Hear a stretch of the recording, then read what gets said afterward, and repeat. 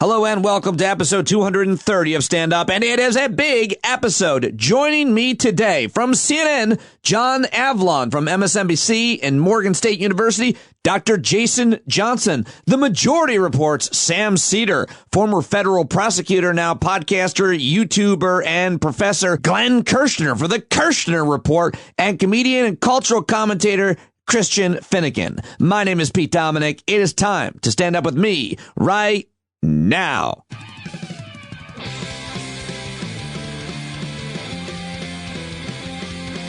Hello, my friends, and welcome to a very special episode of Stand Up. Why is it a special episode? Why do I have so many amazing big-name guests joining me today? Because today I have a huge announcement.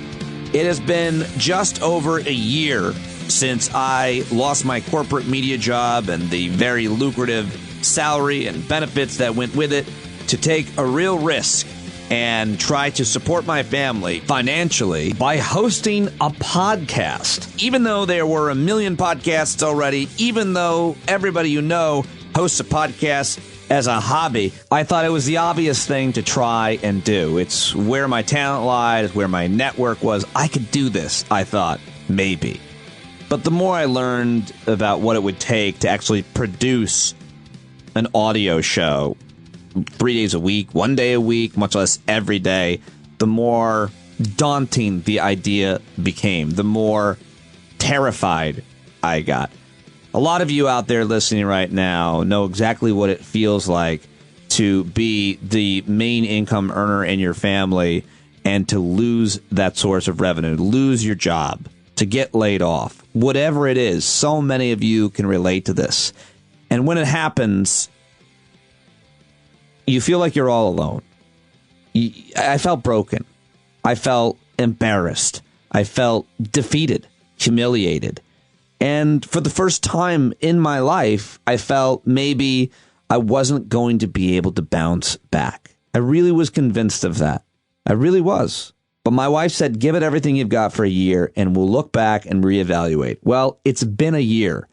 And what a year it has been, of course, for the world and certainly personally for me.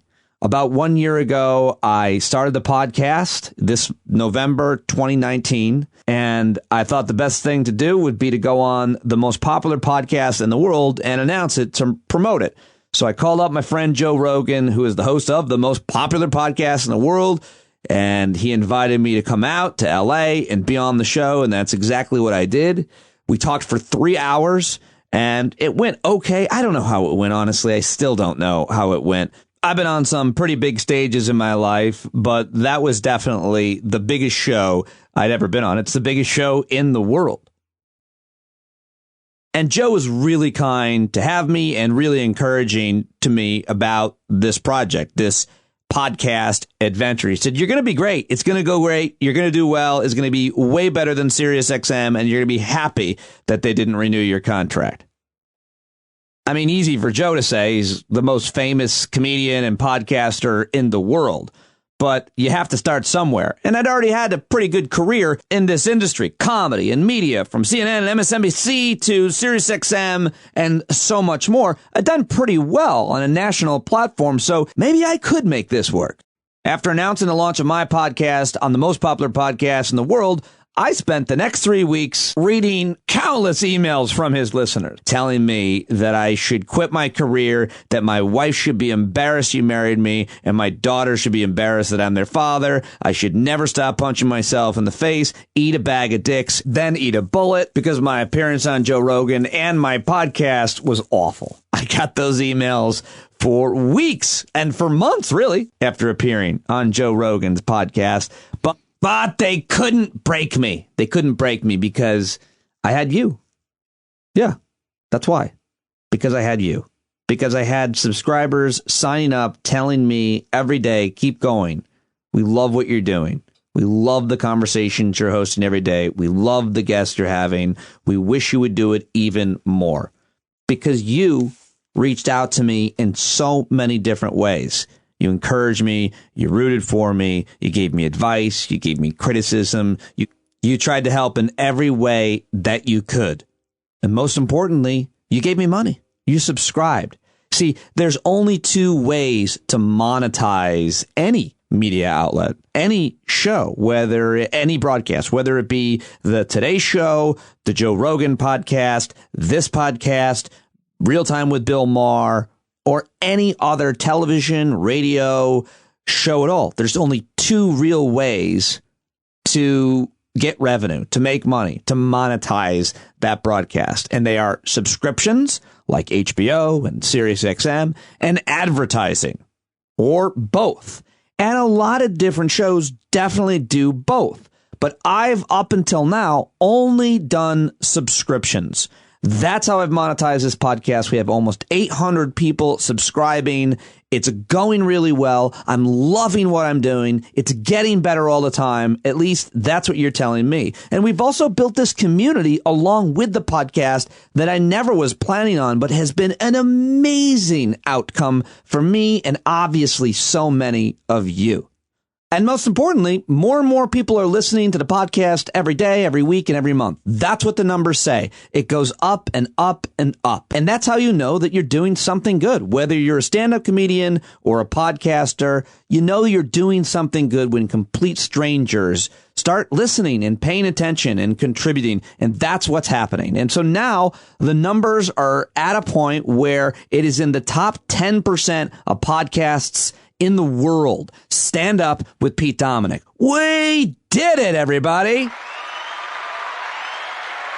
And I couldn't have done it without you. I couldn't have come out to the shed every single day and done this podcast without all of you, almost 800 people subscribing, and thousands of people downloading and listening to the podcast every day. And if you haven't yet, please do right now. Go to the paid subscription link on the show notes or patreon.com/Pete Dominick and sign up for as low as $5. But when a podcast is doing well, when a show is doing well, when it's getting popular, guess what? People want to advertise on it.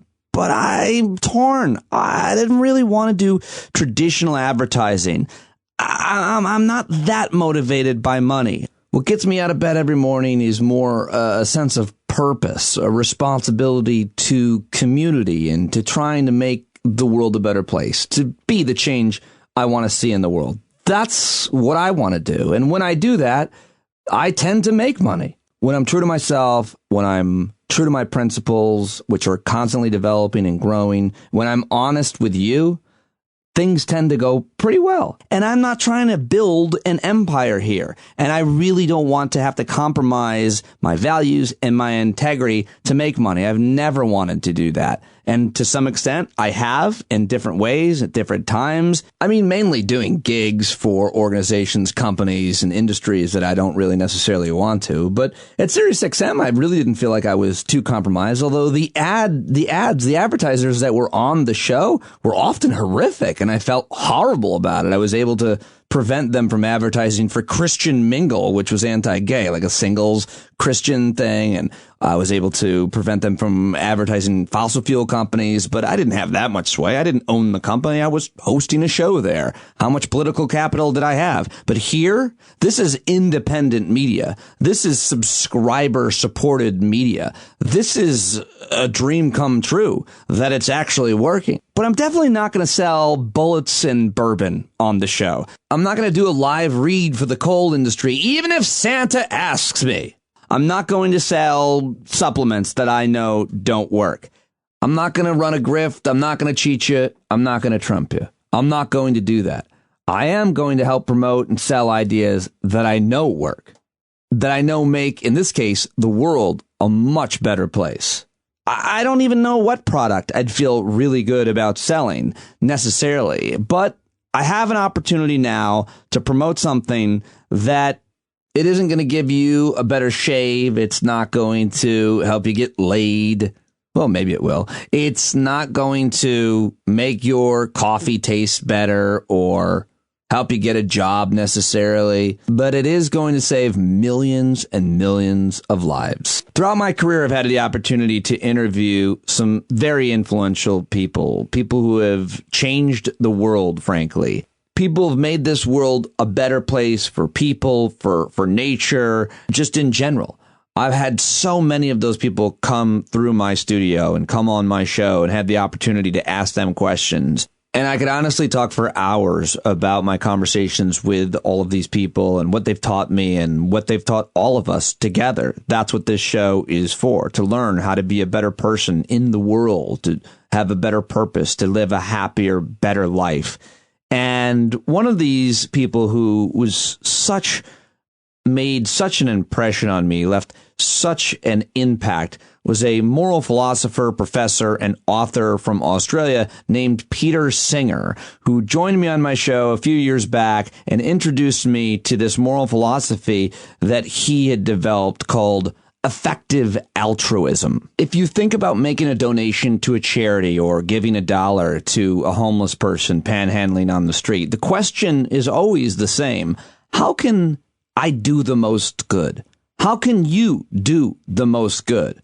Well, effective altruism is a philosophy that advocates using evidence and reasoning to determine the most effective ways to benefit others. Here is Peter Singer from his TED Talk from 2013 explaining a little more. UNICEF reports that in 2011, 6.9 million children under 5 died from preventable poverty-related diseases. UNICEF thinks that that's good news because the figure has been steadily coming down from 12 million in 1990. That is good. But still, 6.9 million is 19,000 children dying every day. Does it really matter that we're not walking past them in the street? Does it really matter that they're far away? I don't think it does make a morally relevant difference. The fact that they're not right in front of us, the fact, of course, that they're of a different nationality or race, none of that seems morally relevant to me. What is really important is, can we reduce that death toll? Can we save some of those 19,000 children dying every day? And the answer is, yes, we can. Peter Singer goes on to answer more in that TED Talk, and he wrote a book about this as well called The Life You Can Save, and I highly recommend you read all of Peter Singer's work because he's a very intelligent, thoughtful, moral philosopher and bioethicist and brilliant guy. And so the question is, how can you make the most difference with whatever resources you have? I mean, most of us are more inspired, I think, now than ever to help other people. But wanting to do the most good and knowing how to do the most good are different. And that's why I'm partnering with GiveWell.org, because we're only weeks away from Giving Tuesday, which is this International Day of Charitable Giving at the beginning of the holiday season. And if you want to be confident that every dime of every dollar is doing the most good, go to GiveWell.org/standup. Because for over 10 years, GiveWell.org has helped donors find the charities and projects that save and improve lives the most per dollar. You know I'm somebody who cares a lot about evidence, scientific evidence, and that's what GiveWell does. They dedicate 20,000 hours a year just researching different charitable organizations, and then they handpick a few of the highest impact evidence-backed charities. Evidence. That's right. All that research, by the way, is publicly available for free on their website. And more importantly, GiveWell never takes any fees, so all of your tax-deductible donations are given to the charity you choose. The Boston Globe calls GiveWell the gold standard for giving, because they help you make the most impact with every dollar using research. For example, bed nets to prevent malaria. Their research says it costs about $5 to provide one net. Taking into account things like malaria prevalence and mortality rates, GiveWell estimates that every $3,000 to $5,000 donated will save a life. Can we do that this month or much, much more? I really want to do a lot more than that with GiveWell this month and next month as well. So go to givewell.org/standup, which is exactly what I just did to make my first donation. I gave to the Malaria Consortium using GiveWell. That's what they suggested. And if you want your donation to have even more impact, do it right now. Any listeners of Stand Up who become new GiveWell donors will have their first donation matched up to $250 when you go to givewell.org/standup and select podcast and then tell them you heard about GiveWell on Stand Up with Pete Dominick. You might have to select other. I'm not sure if they have my show name in the menu yet, but they will. This matching offer is good for as long as funds last. This is a special chance for even a small donation to make a big impact. Get your first donation matched up to $250 when you go to givewell.org/standup. Go to podcast and write in Stand Up with Pete Dominick at checkout. And that, ladies and gentlemen, is how it's done. My first partnership with givewell.org/standup. The more of you that donate, even whatever you can give, the better it's going to be for the show and the more difference that we can make with organizations like GiveWell and other products and services that do amazing things in the world. Oh, and we're going to save a ton of kids' lives. So thank you very much for your donation. One more time, givewell.org/standup right now and get your first donation matched. All right, I've got 5 amazing guests. I'm sorry it's such a sausage party. The show is really hard to book. Any show is, and have a balance of men and women, old and young, black and white, gay and straight, all of that. I always strive for diversity, but this is definitely a sausage party. But nonetheless, I'm really happy with the conversations I had with all of these guys, all of which I talked to for about 15 or 20 minutes on Thursday. Let's start with journalist, political commentator, senior political analyst and anchor now at CNN, former editor-in-chief and managing director of The Daily Beast, and the host of CNN's Reality Check, which is where I started with my friend John Avlon, who's on Twitter at John Avlon right now. How come you haven't, I'm recording now, just so you know, how come you have not been given some kind of journalism award for these reality checks? They're so good. And they're so succinct and no words are wasted. And I learned so much and I always share them. Congratulations on doing them for the last 4 years. I'm sad that you had to. Thank you, brother. I really do appreciate that. No, I'm proud of them. I mean, it's a lot of work, but it comes from my being a columnist background. I mean, sometimes 3 minutes can take, more than 3 hours, can take 5 hours. Sure. To get it right and tight. But I think that the thing people need from news the most right now is, not just someone who can, all of us cut through the chaos of disinformation and misinformation and say, here's what's true and real. But Reality Check is designed to be sort of a fact check plus, right? It's not simply here are the stats and facts, but it's also weaving together history and humor to add perspective, and it's what I love. It's what I love to do. I've got a column that's going up on CNN in a few days about the future of fact checking, because I think there's a temptation to say that, look, during Donald Trump, this was like an urgent need, like the patient was, bleeding, the body politic, and so there's massive growth in fact checking operations. And while it's true and hopeful, and everyone who does this for a living or even part of their time, when you fact check a Democratic debate this presidential cycle, it just was dramatically different. There's things to work with, but it's like, wow, did they use the right calculation for the 10-year cost of Medicare for all? And so it's a different world. But I think as we're already seeing right now, the disinformation ecosystem is so profound and destructive that pushing back on that and giving people a place where they can say, here's what's real is really important. But I thank you, brother. I really appreciate it. Well, of course, yeah. But the way that you do these on TV is like you said. I mean, they're succinct and they're really strong and they're really educational and informative. And you also don't always take just like a thing that a politician said or that Trump said and look at that. You take often in the aggregate and distill down for us to understand, like this one I've just shared. I want to just unpack a little bit of that because I think it's so important, this one, because basically the Donald Trump has been forever, and long before he became president, he has had created fake scandals to either get attention or, as you said, to distract from a real one, but previously more to get attention. And I'm so glad that you included the birther thing. Because he launched or said he was launching an investigation. He was going to send investigators. And he said he had sent investigators. They were there. They were digging up amazing things that he couldn't wait to tell us about. And then let me just say one more. The Ukraine. He wanted there to be an investigation into Joe Biden, his opponent, the former vice president. He wanted the Ukrainians to investigate him, and everybody told him there's nothing here. He basically was like, just announce an investigation. You don't even have to do one.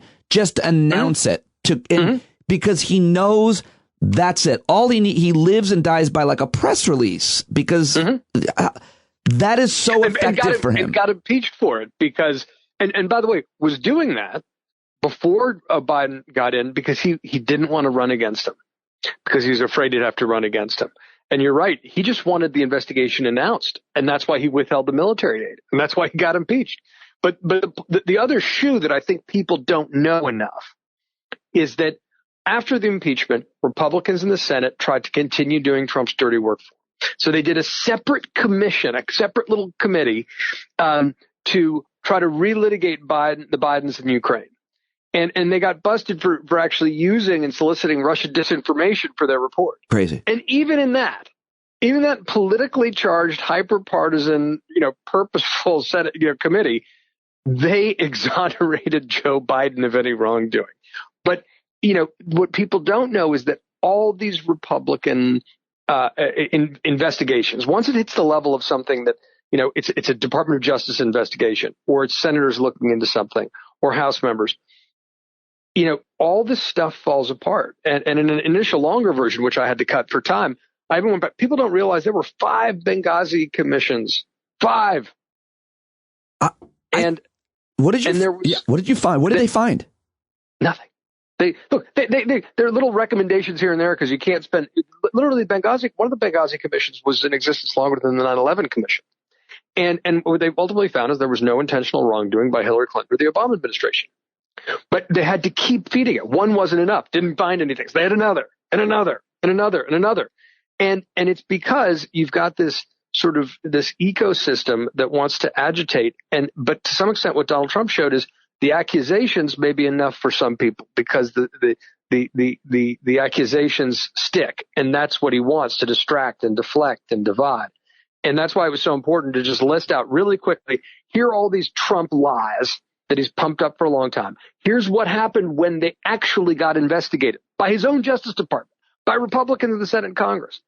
Nothing, because there's nothing there. And that's what's important to realize about these baseless claims about election fraud right now. Right. I was just going to, pivot to that because this strategy of sowing doubt, creating all kinds of smoke where there is no fire, not even a spark of a fire. It's been so effective for Donald Trump. It would be effective for anybody who wanted to do this, to sell a product, to defame a person, to hurt their opponent, to win an election. But I think that the fact that it requires such low character, that it's such a horrible thing to do, most people don't do it. But what is happening right now when he's applying the strategy of sowing doubt is so much more damaging on the election outcome than a Benghazi or most of the other horrible things that he's done. Why? Because it builds on that ecosystem. But the reason it's more damaging is because for the first time in American history, a president of the United States is refusing to accept the result of an election he lost. And in this interregnum, he is trying to sow maximum doubt to delegitimize not just the election. So from an ego standpoint, he doesn't have to admit he lost because he's afraid of being a loser and he'd rather be in denial, but that his political party is enabling it and that people are believing it. And that is ultimately much bigger than the results of this election or even the incoming Biden administration. It is about actually trust and faith in the integrity of the democratic process. Yes. And that's exactly the kind of messaging that all the ethno-nationalist autocracies out there want to hear and have.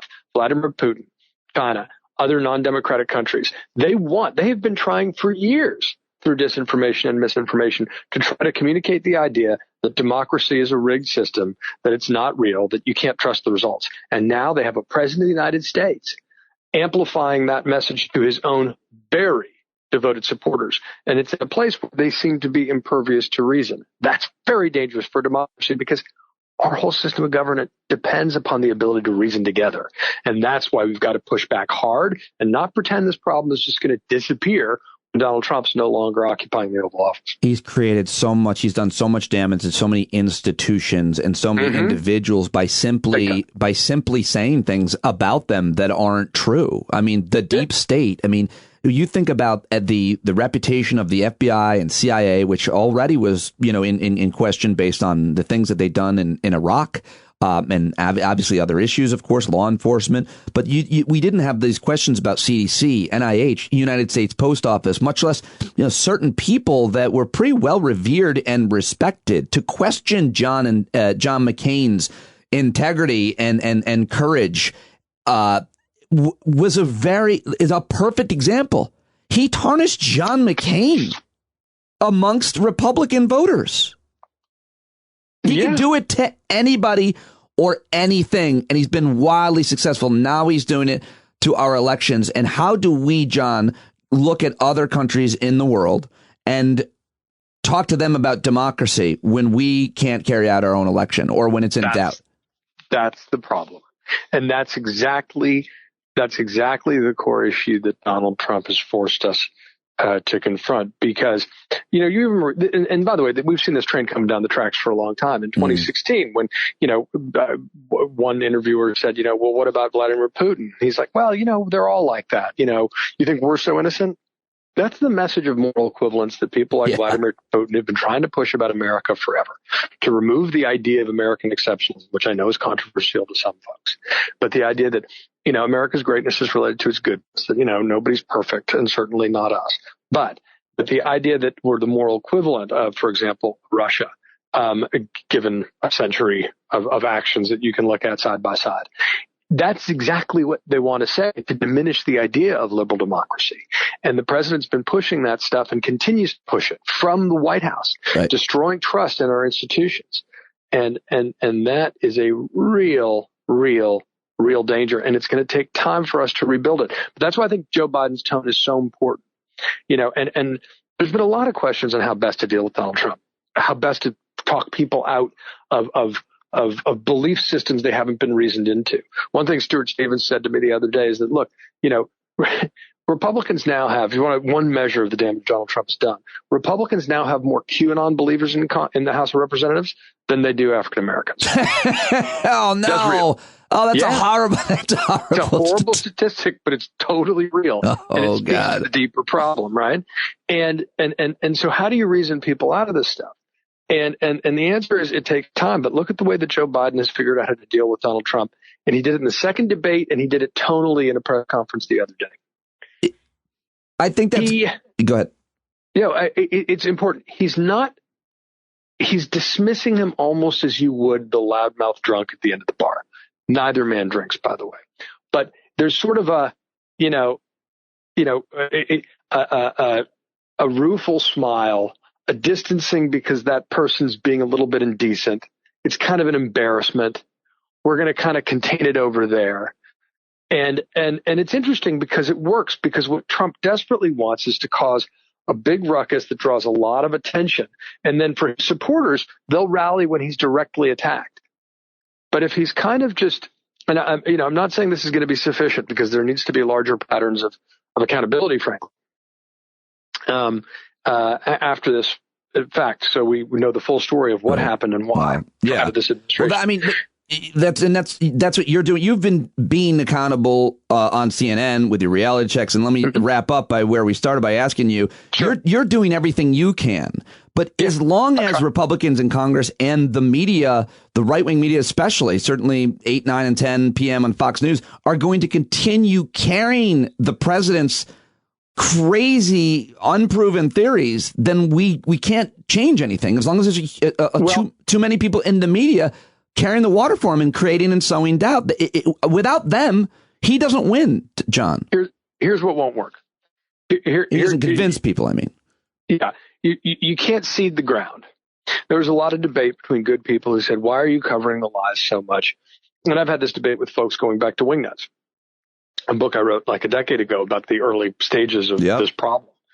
And my point was, if it's happening, you can't ignore it. That doesn't mean you need to amplify it beyond its actual importance.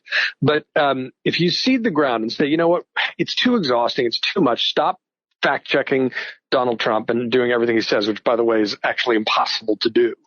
But the moment you do that, you normalize it. You accept it. You got to push back on this stuff, and you can't stop because you can't cede the ground to the people who are lying and spreading disinformation and misinformation. I don't think enough people know, for example, that Fox News argued in court that nobody expects, that Tucker Carlson's audience doesn't expect the truth or facts from him. What? They've actually, yes.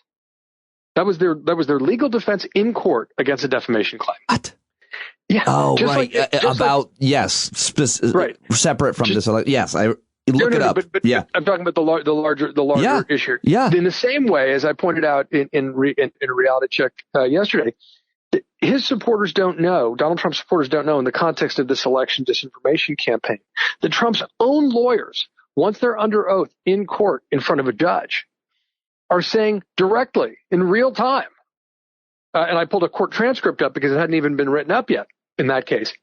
No, Your Honor, we don't have any evidence of fraud at this time. No way. Where is it? Have you reported on it? Have you shared it? It's in Montgomery County in Pennsylvania. If you pull up, the last frame, if you're looking at it online, you'll see behind me, I throw up the transcript. And by the way, this is happening over and over and over.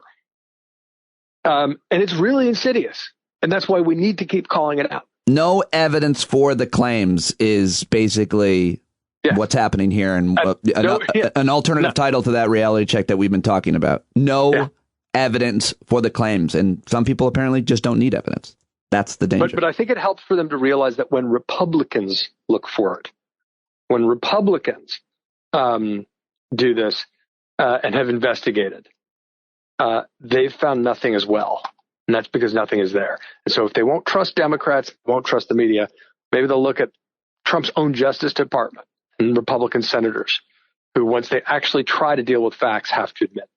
You taught me a few years ago a phrase called situational ethics, and you have always been consistent on that. You haven't changed yours as so much has changed in the country and with this president. I so appreciate that. And thank you. I've tried, brother. Thank you for joining me as always, pal. Appreciate it. All right, brother. Be good. All right, John Avlon of CNN. Let him know that you heard him here on the show. Share his reality checks on your social media. Somehow we have to throw those Facebook algorithms off and get them back on Facts and Truth. Not sure it's going to happen.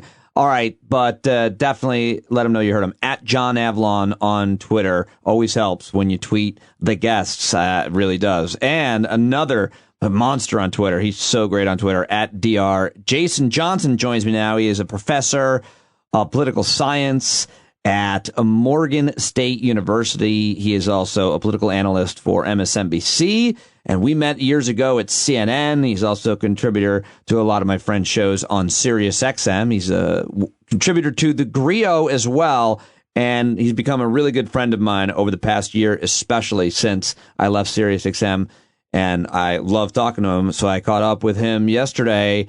Lots to talk about with Dr. Jason Johnson. Okay, so you have no idea what I was jamming to because I didn't have it on share screen. You know what I was listening to? No, should I? You should. You should, because you're an old man. So you should know these things. Talking to the wrong guy about music. Was it a theme song of like an 80s sitcom or something? It's close. It's close. So today, November 12th, 1984, is the day that Madonna's Like a Virgin album dropped. Okay. And I was listening to Dress You Up, which is my favorite Madonna song of all time. Out of all of her music, her massive catalog, long before she was like kissing Drake and Britney Spears, Dress You Up is like the best Madonna song ever. I like several Madonna songs. And when I went into New York City last Saturday with my wife and daughters to celebrate with people that we can relate to, we played, we blasted, what's the song? Celebrate? Yes, Celebrate. We blasted that. We blasted Sunday Best, Feeling Good. We blasted Sweet Caroline.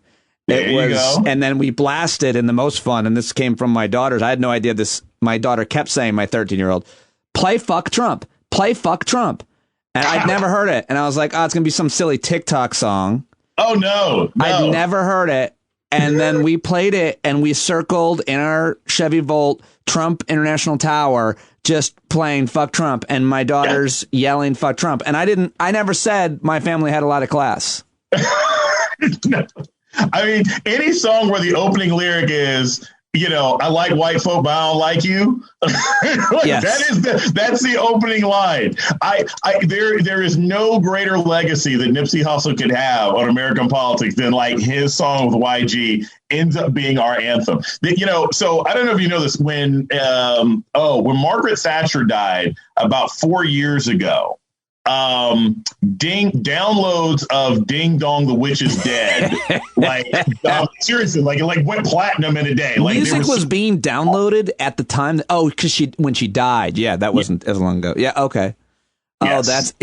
That doesn't sound as good blasting out of your car radio. So when we went into the city, and I immediately, as soon as we got off the West Side Highway in New York City, I immediately started shouting people up and out and clapping, and everybody was cheering, and it was awesome. But I was basically doing stand up for my daughters and the entire neighborhood. I was like, "Yeah, guy on the bike, yeah, UPS guy," and everybody, and I keep doing, and I'm killing. Everybody's laughing. Maybe a couple people are annoyed, this obnoxious guy, and then I yelled out the window very loudly at this couple. I yelled, "Yeah, white people!" And I was like, and my whole car goes, no, don't do that one. Don't yell, "Yeah, white people." I was like, no, but I was saying they voted for. It's going to be, it's going to be highly misinterpreted. Yes, it's that whole never yell, "Yeah, what?" Exactly. So I want to ask you. I have a surprise for you too. Oh. I have a surprise for you, but I can't tell you on air. But I'm going to text you right after we get off air with this surprise. Is it something? Okay, I can't even imagine what it is. Exactly. That's why it's going to be a surprise. Obviously, you're so thrilled. I'm thrilled. Okay, very excited about whatever that might be. I have an idea, baby, what it might be. Can I just take a guess at what it is? You can take a guess. Somebody we know is getting a show. I'm sorry? Somebody we know and like might be getting a show somewhere. I can't say anything. Okay. All right. But that's what I think it might be about. All right. So I haven't talked to you since the outcome of the election, but I want to start with what are you most surprised by in terms of the data that we have now? What are you most surprised or disappointed by in terms of how many people voted, where they voted, and how they voted? So the biggest surprise, honestly, is Georgia. I am shocked that Georgia flipped for Trump, and I have a lot of connections down there. I know a bunch of people down there in the campaign. And I mean, even some high up people who I spoke to who are based there didn't necessarily think he was going to win. They didn't necessarily think Biden was going to win the state. So that really surprised me. The rest of the stuff, I'll be honest with you, Pete, this is what always kind of galls me about post-election analysis, and some people are good at it, some people aren't, and allow me to put on my gatekeeper hat. There's a lot of people out there who do political analysis, but they're basically just fans, right? I may not agree with Rick Santorum on anything, but Rick Santorum is a former freaking senator. He knows what he's talking about, right? He has run for office. He is aware of some campaign things. I may completely disagree with him on policy. There's a lot of people out there who, because they have a large Twitter following or TikTok or Instagram and have strong opinions, they are considered political analysts. And those people need to be told to shut up because, quite frankly, you can't know as a professor, you can't know a lot about an election for a couple of weeks afterwards because you got to really dig through the data. Right. And the first day out, they were like, "Oh, my God, tons of black people came out and voted for Donald Trump." And I was like, whoa, wait a minute. Exit polling, as I told you before, is not a particularly good indicator because you had so many people vote absentee and vote early. So the people who are at the polls are not necessarily indicative of the wider swath of black Americans. So I don't know what we can tell from this election yet, but I was surprised by Georgia. Were you surprised by how many people voted for Donald Trump?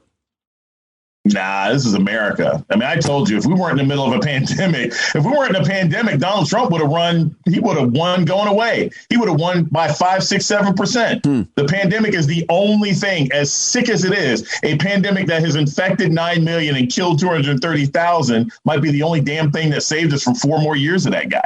Do you think that there is a real important conversation that needs to be had about the polling and how it's done, whether or not it's necessary, and how we can depend on it for not only elections but survey questions? Does it extend to that kind of stuff? Issue-based polling? I don't know what the hell's going on. I really don't. And I mean, I'm somebody, I've conducted polls, I analyze polls, I teach about polls, and I keep saying, I'm like, look, like, if you like make campaign commercials, right? Or you do like PR, sometimes you're right, sometimes you're wrong. It's like, hey, I work for the candidate, I still got my cash. Pollsters really do make their money by being accurate. And you had all of these different polls, especially like when they were polling with women and they were polling certain parts of the country. And you can't just say this is shy Trump voters, right?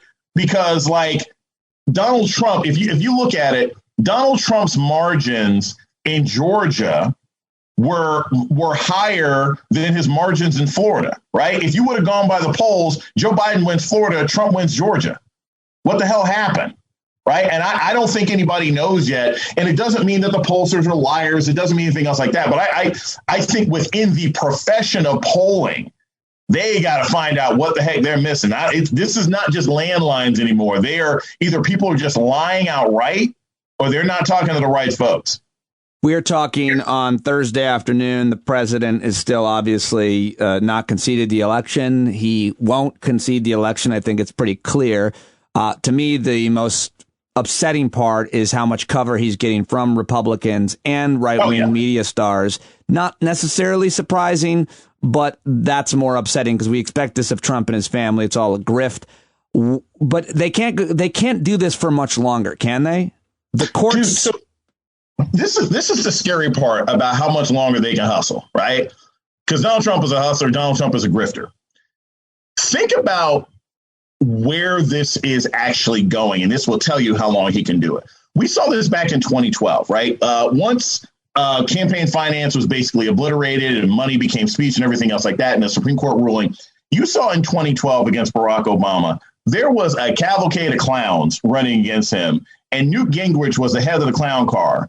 And it was so obvious that like Newt Gingrich and Herman Cain, but Gingrich in particular, they were only running for president because it's an easy way to make money. Yeah. Right. You open up a super PAC. I will never forget that in the 2012 campaign, Newt Gingrich went and campaigned in the Hawaii primary. It just happened to be the weekend of his anniversary with his third wife. I mean, Newt Gingrich is like, he just hustled and hustled. As long as you say you're running for president, you can raise money in perpetuity. So jump ahead 8 years. What does Donald Trump, I'll ask you this, Pete, as I answer this question. What does Donald Trump not have the moment he leaves the White House? He does not have a lot of things. I don't know which way you're going with this. He don't have a job. You gonna lose your job. Okay. Well, he does not have a job. Think about it. Donald Trump he's not gonna have apprentice money anymore. His properties, which aren't always, financially successful anyway, no one is going to be incentivized to pay $1,200 to join Mar-a-Lago. His job is going to be a public speaking. He's going to pay. All the people that have been coming to his rallies for free are now going to pay to see him. And Eric's going to get some too, and Don, and they're all going to get paid to speak. Huge amount. They're going to do concerts, arenas, and people pay like $100 to come see him. And they'll probably put a band on. They're going to be live performers. Here's the thing, Pete. Number one, that still ain't apprentice money. That's still not TV money. And he's going to be saddled with hundreds and hundreds of lawsuits. So this is a guy who once he leaves. So to answer your question, what's the grift afterwards? Yeah, the grift is going to be Donald Trump is going to announce to everybody that he's still going to run for president in 2024. And he's going to use that as an excuse to create a PAC and make a lot of money. But I don't think that guy's ever going to run again. And he'll never be able to make the kind of money that he made with his reputation, his influence before running for president. He'll never make that kind of cash again. Well, it's a grift for him. We don't think that he or anybody named Trump is ever going to give up on this con. But Republicans in the Senate are going to have to, and the courts are going to decide. They have decided that he's like 0 for 12, that there's no evidence of your claim. He can't keep doing the legal maneuvers and procedures he is for much longer, right? Oh no, he can keep doing that as long as people are dumb enough to go fight the cases. I mean, as long as so you got there's an email that's floating around, send in money, raise money for Donald Trump to fight these issues. It's the same thing as 2 years ago when you had people thinking they were donating to building the wall, and that ended up being just a big shady thing too. Yeah. He's going to be out there making money. But again, if you really think about it, right now, this is what I'm telling you is happening right now. The Trump family is running through every single secret file, document, state secret they could get their hands on, since they all lied on their security clearances, and trying to find ways to sell that stuff, because that's going to be their only way of making income. They are going to try and strip this government down to parts over the next 60 days in order to pay for the rest of their lifestyle. Because, I mean, again, am I going to be making $80 million deals with Jared and Ivanka if they can't give me access to patents? No. And remember, even amongst Republicans, right, there's not going to be as much incentive to answer their text messages and phone calls. These people have lost a lot of money, and they're never going to be able to make it back. The Trump family, or the Trump family, Donald Trump in particular. Now, look, they ain't going to be poor, and I don't think that Trump himself will go to jail. But I've said before, I think somebody in his family is going to get indicted. Now, I don't know if they'll ever serve jail time, but if they could put Flynn, Manafort, and Roger Stone in jail, and those guys have been doing dirty for 30, 40 years, somebody, even in the state of New York, somebody from the Trump family is going to take a hit. Last question. Have you taken time to celebrate? What does it feel like? We've talked to your mom here on the show to see Kamala Harris step into the vice presidency. What are the feelings for your mom, for you? So a little background, right? For the audience out there. So my mom came up to town, and I got to hang out with her and also Karen, who's a big fan of the show, who lives nearby. So we all got to hang out, and we sent Pete pictures so he could experience FOMO. And then we talked about my mom's new gun that she's very proud of, and her concealed carry that she's about to get, because my mom is just gangster as hell. So here's the thing. So actually, election night, when they called it, I guess, Saturday, I spent it with family. I spent part of the day with my dad. I spent part of the day with my mom and some close family friends who had some kids. My mom was kind of like nonplussed. Like, she's as emotional as she is. She wasn't like crying or anything about Harris. But it was fascinating watching Harris speak on Saturday with like a 6-year-old and 11-year-old, who are the kids of some of my friends, because just talking to them, right? And it was funny. Like, the 6-year-old was like, he's like, isn't Donald Trump going to get evicted? Like, this is a 6-year-old. I don't know why this kid knows evicted. He's like, isn't he going to get evicted? And then the 11-year-old, I asked him, I was like, oh, so is it cool that, Harris is, going to be, vice president?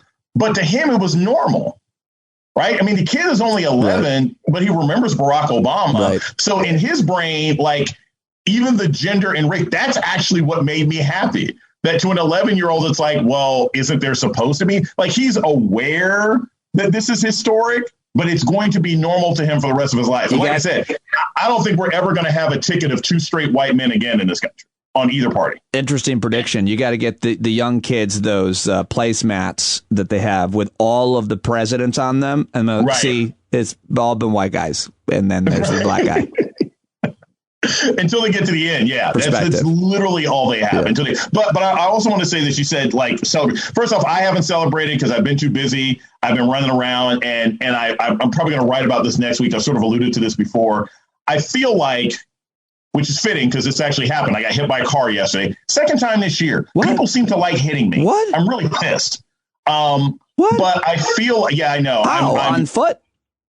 No, like this woman like smashing the back of my car. And dude, I told you, I drive a Ford Mustang. I was livid. I freaking love my car. It's going to be fine. It's going to get sort of taken care of. But I was like, geez, second accident. But I say this because I've said this about the election. If you've ever been through a really bad car accident, like my accident earlier this summer when someone smashed into me and destroyed my car, right? My other car was a Charger. I like muscle cars. And it's like, if you've ever been through a really bad car accident, and then it's like you survive, you're filling out the paperwork, you get around, you go home, and it's not until several hours later we're like, oh my God, I'm going to die. Like, takes a minute, right? Yeah. And I'm still sort of in that space where I'm like gripping the proverbial table of life. And like, because I just keep thinking about how close we were to this not working out well. And I haven't gotten past that point yet. Not because I think that any of these stalling techniques are going to work, but because from a global standpoint, Pete, Brazil, the Philippines, Israel, Russia, Franco with Spain in the 70s, it is incredibly rare. The Marcos family in the Philippines, it is incredibly rare for a country to be able to remove an aspiring dictator with votes. Right. We didn't have to kill anybody. There didn't have to be any shooting in the streets. And I don't do American exceptionalism, but this is exceptional. And I'm still freaking out about that. That is a really very good point and great place to end. I hope you'll take some time to celebrate, and I hope that you will tell us all about it somewhere. Celebrate. Yes. I'll be doing Madonna. And I'm hopping off. Look at your text messages, Pete, because there's going to be a special message from me. I'm looking at it now. Thank you very much, Jason. All right. Later, bye, buddy.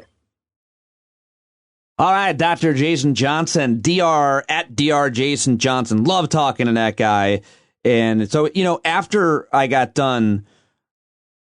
conversation today, I started thinking about what he was saying about that we're going to have a hard time making money. And I read an article that apparently they're going to make, like, Trump's going to make like $100 million to write a book. I mean, Obama apparently got like $90 million. Is that possible? But yeah, I actually don't agree with Jason. I'll bring that up next time we talk. I think that if they're not in jail, that they're going to be able to make money. They're going to find plenty of ways to make money, especially in shitty, grifty ways like Trump University or selling steaks or whatever with their name on it. Unfortunately, it's not nearly as damaged as we think it might be, especially in certain states, communities, and even other countries. So anyway, I guess maybe I disagree with him on that. We'll talk about it.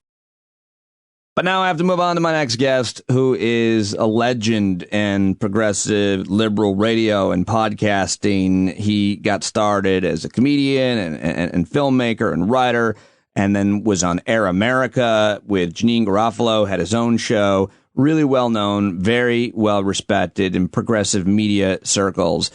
He's fearless. He's brilliant. He is the host of the Majority Report, MajorityReportRadio.com. He's been nothing but kind and nice and respectful and generous to me throughout my career. I have great admiration for him, and I always want to get his perspective on pretty much everything. Here is my conversation with the great Sam Seder. There he is, Sam Seder. I'm very lucky. Look at the guests I get. He's in the legendary Majority Report set. I thought maybe if you were doing a guest appearance on a show like mine, I wouldn't get the Majority Report set. Most people don't. Oh, really? But I said, no, it's Pete. Build it back up, guys. You had your elves build it? No, they strike it. They strike it after every show. And I said, I got to go do Pete's show. Build it. Wow. Get it back up. That's the thing about you. But boss, we put it into the storage. I don't care.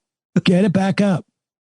You've got a team. You've always had an impressive team of people working literally around you, and they've Constantly. done it. They've done it yet again. The show is as good as everybody. You're doing great work. I was just listening to it before you joined me, learning stuff. I got to tell you, I've seen a bunch of your clips, and I really like the look of your show. It looks beautiful. The sound is great. I see what you're doing with the voice processing too on your voice. It sounds a little deeper. That's good. I appreciate all of those observations. Do you remember about a year ago when I called you from California right before I went on Rogan, and I was I was breaking down, I was going to cry, and you over the phone, you tousled my hair. You're like, "It's going to be all right, buddy. You're gonna do okay." It was more like I stroked your beard. Well, that's true, but yeah, I stroked your beard. Rub my scalp.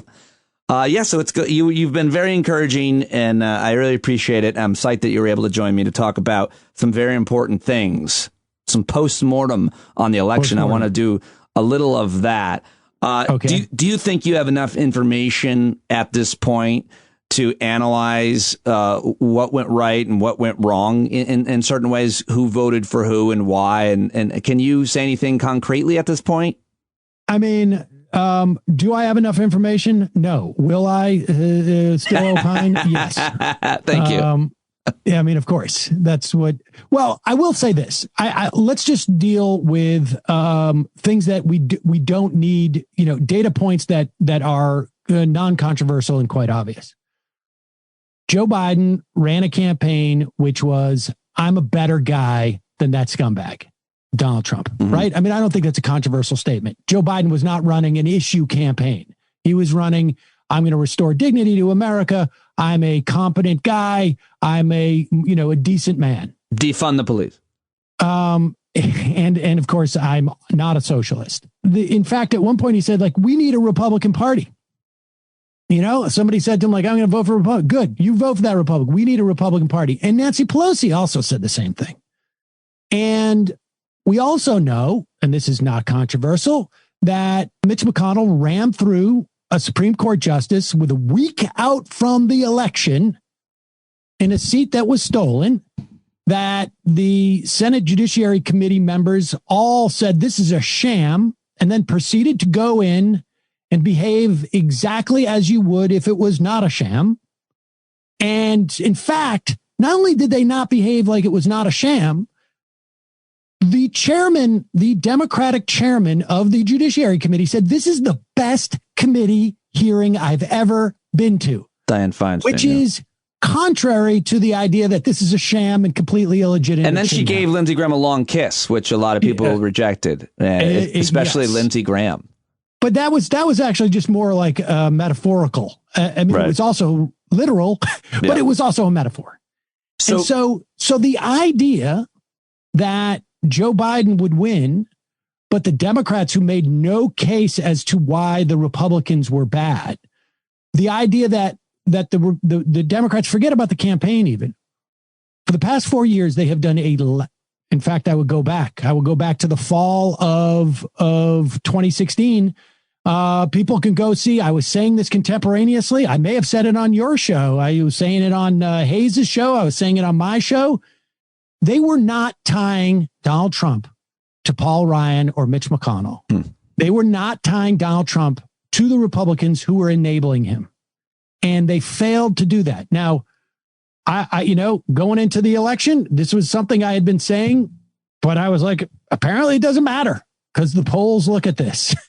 So I don't know what went wrong with the polls, but if I didn't know what the polls were, if somebody had said there are no polls this year, what is your feelings about the election in September of this year? I would say there's going to be a problem because it may work for Joe Biden to basically make this a referendum on Donald Trump, which he did. And that was the Joe Biden play, and he executed it quite well.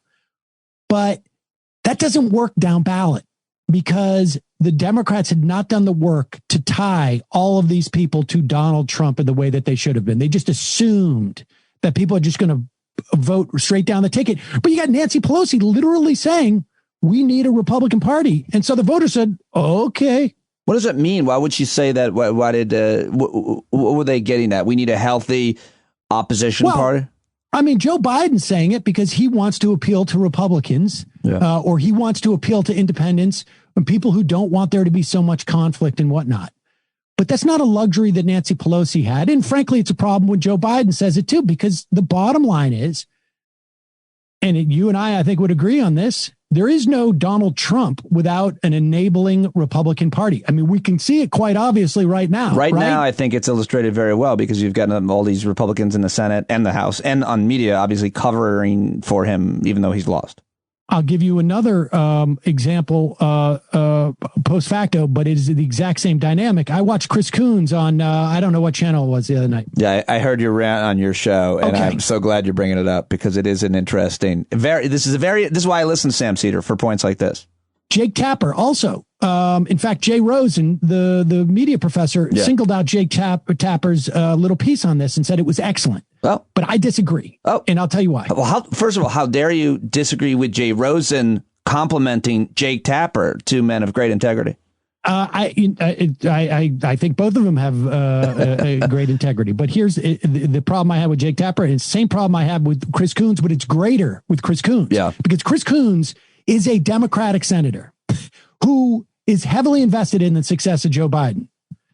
And I'm no Chris Coons fan, but that I think people can decide for themselves. Chris Coons is on, I don't know who he's on with, and he's talking about how reprehensible it is that, these Republicans are not speaking out against Donald Trump and blah, blah, blah. And how could he, sanctity of democracy and peaceful transition, all the stuff that you would expect him to say. And then, it was on CNN because it was, I can't remember her name, but Camerata maybe or something. Alison Camerata. Yeah. And she says, what are they saying to you in private? Then he sort of smiles. He said, well, they're congratulating Joe, but they're telling me to congratulate Joe and that they, really don't want this to be the case and this and that. Now, I hope that everybody understands what's problematic with this is because the Republicans are doing this for a reason. They are doing it. Maybe the reason is because they think it's going to help in Georgia, or it's going to help them with their people, or it's going to position them. It's going to undermine Joe Biden. They are doing it for political reasons. It is giving them some type of political benefit. Chris Coons is not only not making them pay the price for that political benefit, right? Which would be the rest of us think like these people are horrible. They are doing something despicable in helping Donald Trump in this delusion. No, what he says is, okay, they're doing something horrible, but the fact is they're really actually good guys. And you don't have to worry about it. They're not taking it seriously. So he is not only letting them get away with this politically, he is actually undermining his own argument about what they're doing is wrong by saying, but I just want you to know, don't take what I'm saying so seriously because they're good guys. And so they're not exacting any type of political price. They can't change what the Republicans do, but they can make them look bad. So here's the response. Ask me what they're saying in private. What are they saying to you in private? Nothing. They're doing what they want to do. And that's it. That's the end of the conversation. Because if Ben Sass or whomever it is, Tom Cotton wants to come out and say, well, actually in private, I'm telling Chris Coons that I congratulate Joe Biden. Let that be Tom Cotton's problem. Right. I mean, Chris Coons doesn't owe them a private back channel where they get to explain away what they're doing to 70 million people across the country. I mean, give me a break. And that's the attitude the Democrats have had throughout this entire 5 years. They do not. And here's the thing. And so I don't know any other data points except for ones we've just talked about, which are all out in the open. Mm-hmm. They went after the squad because supposedly the problem is that, all the defund the police and this and that. Now, I don't like that, slogan. If I had to choose one, I would choose something different, but that's irrelevant. First of all, there's no Democratic candidate who is espousing this, A, but B, the bottom line is they are covering up for their incompetence on best practices. You don't have to listen to AOC on this, even though she gave a perfectly cogent and reasonable and totally, I think, accurate description. You listen to Doug Jones, quoted in that Washington Post piece the other day, where he said, Democrats, they invest in candidates. They do not invest in districts. In other words, they're not on the ground. They're not building on the off years of elections. They're not building an organization or any type of network on the ground to support campaigns.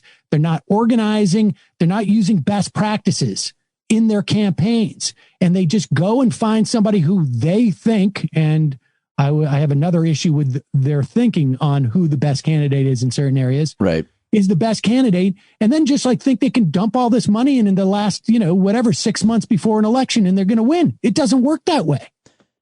I got to ask you what you think is going to happen in terms of, it's the analysis is not whether or not Democrats can somehow get those 2 seats in Georgia. To me, the analysis is, let's say they did. They still have to contend with a guy named Joe Manchin, who is the Joe Lieberman of his time. Yeah. Well, there's always going to be a Joe Lieberman. I mean, that's going to be 50-50. No offense if that sounded anti-Semitic, Sam. I'm very sensitive to criticizing any minority, but like Joe Lieberman is to Jews as Jared Kirshner seems to be to Jews in a way. Oh my God, he is a Shonda. I think is what we would say. Yes, Joe Manchin's going to be a problem, but let's worry about that problem when we get there. I mean, the real question is, can you get Joe Manchin look, this is what Joe Manchin said the other day. He said, no on expanding the court, no on getting rid of the filibuster, and maybe on statehood for DC.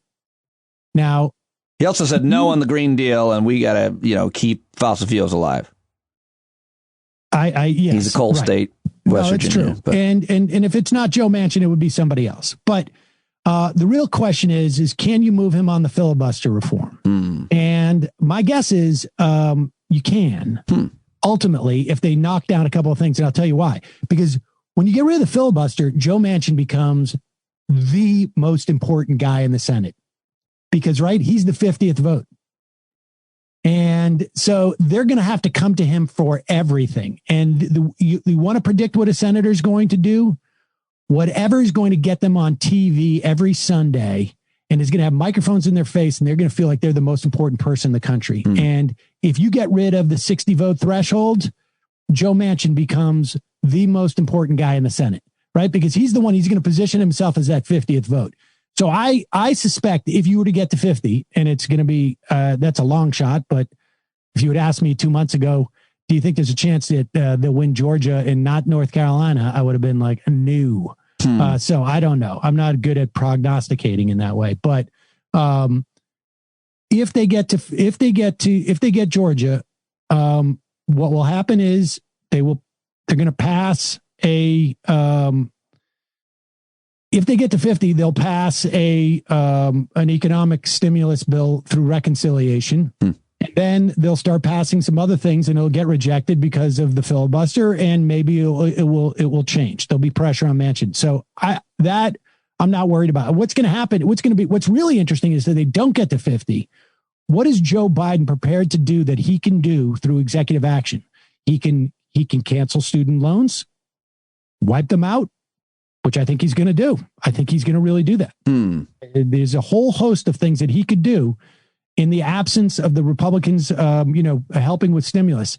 But what needs to happen is the Democrats need to decide that Republicans, we're going to blame Republicans for what they do and actually make them own it and pay a political price for what they do. And they don't do that. Obama didn't do it with Merrick Garland. If you were going to do it with Merrick Garland, what you would do is you would say to Mitch McConnell, you have 3 weeks. And if you do not schedule a hearing for Merrick Garland, I nominate an African-American woman. And then 3 weeks after that, I nominate an African-American man. Then I nominate a Mexican-American. Then I nominate an Asian-American. And I'm going to nominate 6 people so that every week you're on a timeline where the story of the day is Mitch McConnell's not moving. And every 3 weeks, you're going to have to answer the question from the reporters. Are you going to have a meeting for this person? Right. And that's what you would do if you were actually practicing politics instead of just hoping that the American public will see that the Republicans are doing stuff. I think that's one of my favorite things about listening to you is that you understand how politics works and you wish that Democrats would play it more. Last question. I heard you say in the Majority Report with Sam Seder, that's you, that you don't think it matters whether or not Donald Trump concedes. Now, I think you want to rethink that statement. Do you want to get more specific? It matters to whom? It matters to the nation, and it matters to his people, because right now, 8 out of 10 Trump supporters, Republicans, believe that he did not lose. We can't have almost half the country believing in this fiction. And if Trump admits that he lost, which we can't expect him to do, I don't think he will. But you said you don't care. And I'm saying it matters a lot if for him to concede. I suppose. I mean, yes. If I had wings, I could fly. Right. Donald Trump is not going to get up there and say in such a manner, even if he concedes. I mean, what he's going to say is, I didn't lose, but I'm going to leave. And that's going to be his concession speech. I think that and even, anything he says, if it's 8 out of 10, it's going to be 6 out of 10. Right. I still think he had to say that. He had to say that, but I don't believe it. What do you do? They don't believe how many times did they believe? Did they believe everything he said? No, they're like, you can't take him literally. Yes, he said he concedes, but that's because he cares about America, not because he lost. Right. In fact, that's what makes him so great. He's a bigger man than Joe Biden. He's our real president. I mean, it's not going to make a difference. I'm sorry.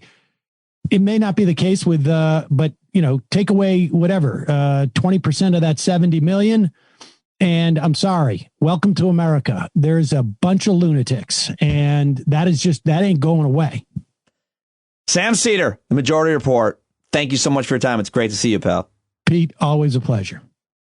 Yeah, we did it. That was awesome. Sam Seder, MajorityReportRadio.com. MajorityReportRadio.com. And it was cool to get a text from my friend Jason, who's a longtime listener of Stand Up. He said, dude, I'm so stoked about Sam Seder being on the show. My two main outlets for news are you and Sam. I had no idea, Jason. Yeah, he and I go, I don't know where we met, but we go back. He's always been kind and generous to me, and I loved getting his perspective on things, Sam Seder. All right, now let's move on, shall we, to a guy who is another favorite here on Stand Up and pretty much everywhere that he goes. He is one of the most sought-after guests in all of media when it comes to politics, specifically when it comes to legal issues, because he spent 30 years working in the Department of Justice as a federal prosecutor. He was Army JAG. Now he is a legal commentator on MSNBC, and bigger and more importantly, he's got an awesome show on YouTube, which is hugely popular. He's massive on Twitter. You can support him on Patreon. He's on Twitter at Glenn Kirshner, too. Ladies and gentlemen, my latest conversation about a bunch of really important issues, like, is there going to be a coup? Here it is, Glenn Kirshner. All right, it's time to talk to Glenn Kirshner. It's the Kirshner Report. I like to give this segment a name. Hey, buddy. How you doing, Pete? Good. Before we get into like your latest on politics and your latest videos and everything you're talking about, I saw that you did this thing with Fred Gutenberg, and I wanted to ask you about that. Fred Gutenberg, of course, lost his daughter in the Parkland High School shooting in what, 2018? Yeah, 2018 on Valentine's Day. He has a chapter that's called Hunted on Valentine's Day. So he has written a book, and you joined him to do a talk about the book. How did you meet this guy? Because I ask, and I start here because reading a tweet of his shortly after the election, and I wish I had it in front of me, I've been paraphrasing. He's like, finally, Trump is gone, and now I'm going to sit down and have a drink or more and let the tears flow. And it was the first time I really cried like hard after Trump had lost, seeing Fred Gutenberg's tweet. How did you get involved with him? Met him in green rooms, and we struck up a friendship. He was nice enough to ask me to do a blurb for his book, which I'm not trying to lord it over Eric Swalwell's, but my blurb is number 1 and Swalwell's is number 2. I'm just saying. And then he was gracious enough to invite me to a book talk with him. So I obviously read the book. It's powerful. It's emotional. It's kind of everything you would expect from somebody who has been through what he's been through. But what people don't know is he also lost his brother, who was a first responder on 9/11, who was actually an emergency doctor and spent weeks and weeks on scene inhaling all of those carcinogens that were in the air. And he ended up coming down with all of the diseases that we've heard so much about. And he passed away like 4 months before his daughter Jamie was killed in the Parkland shooting. So very emotional read. And the name of his book is Find the Helpers, a la Mr. Rogers. And he catalogs all of these helpers who came forward in the most unusual places. And a lot of the helpers ended up being politicians. So he invited me to do a Q&A where I obviously read the book, and then I just got to spend an hour asking him questions about the book and letting him tell stories. And it was a powerful, kind of emotional hour that we got to spend together yesterday evening. And people can watch that. I think it's still online. You can go to Glenn Kirshner's timeline on Twitter, Glenn Kirshner too, by the way. But what was the politics about? Like, what was he so wrapped up in politics? Was it about guns? All about gun safety. And he has decided, it's funny, he said when, I don't want to describe the way his daughter was killed in the Parkland shooting, but he concluded that she was scared to death and she was running. And he said, from this day forward, I will never again be afraid in my life. And that's the way he's lived his life. He's taken on the NRA. He's become very close, genuinely close, with people like Eric Swalwell, with Speaker Pelosi, with a number of other politicians. And he's had some real success, particularly in Florida, in the state legislature, getting some gun control laws pushed through. And he said, this is my mission. My mission is to take down the NRA and to try to protect all of y'all's children the way my child was not protected. That's awesome that he wrote that book. It's awesome that you, got to be friendly with him and did that talk. I really want to see that. I just saw that in your Twitter timeline. I had no idea what was happening until after it happened, but I interviewed him years ago and a couple of years ago, and I was blown away by him and that story. So fascinating. Good for him. Okay. Yeah. So, let me turn to, everything we can talk about with you. First of all, is there going to be a coup? Is there a coup? No, I got to tell you, I was getting a little anxious, Pete. Really? I was getting a little anxious. Not so much a military coup. This is a slow moving coup.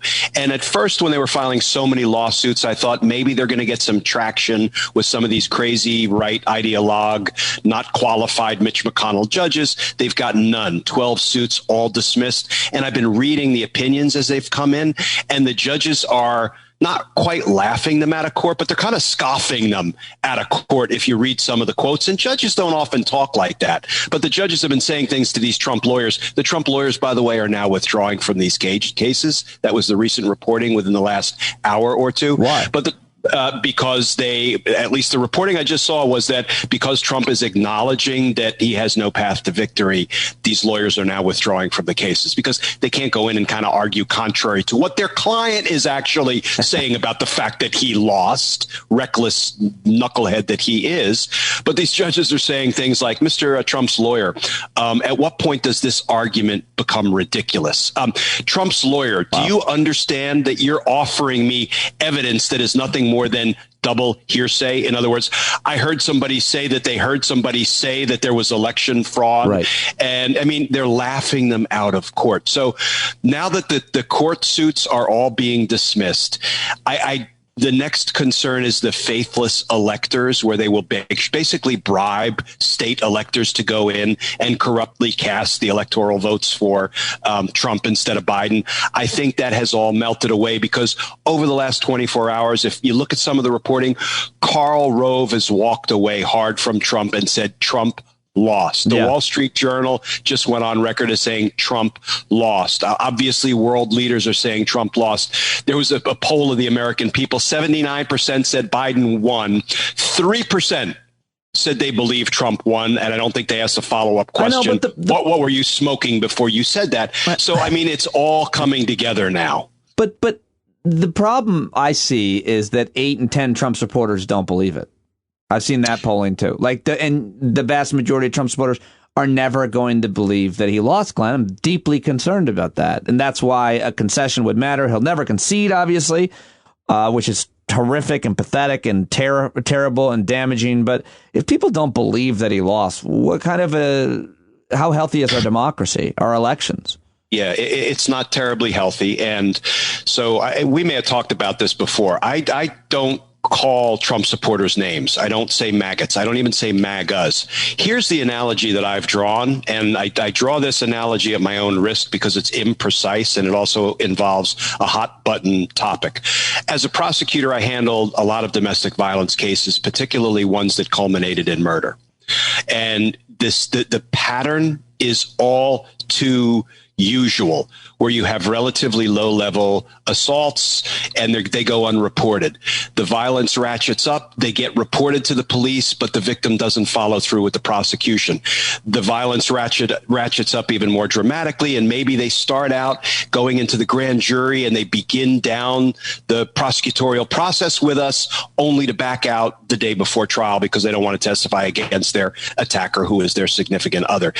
And so many of these domestic violence victims don't see themselves as victims. They don't want to be called victims. They don't want to be referred to as victims. And you know what? They don't want our help.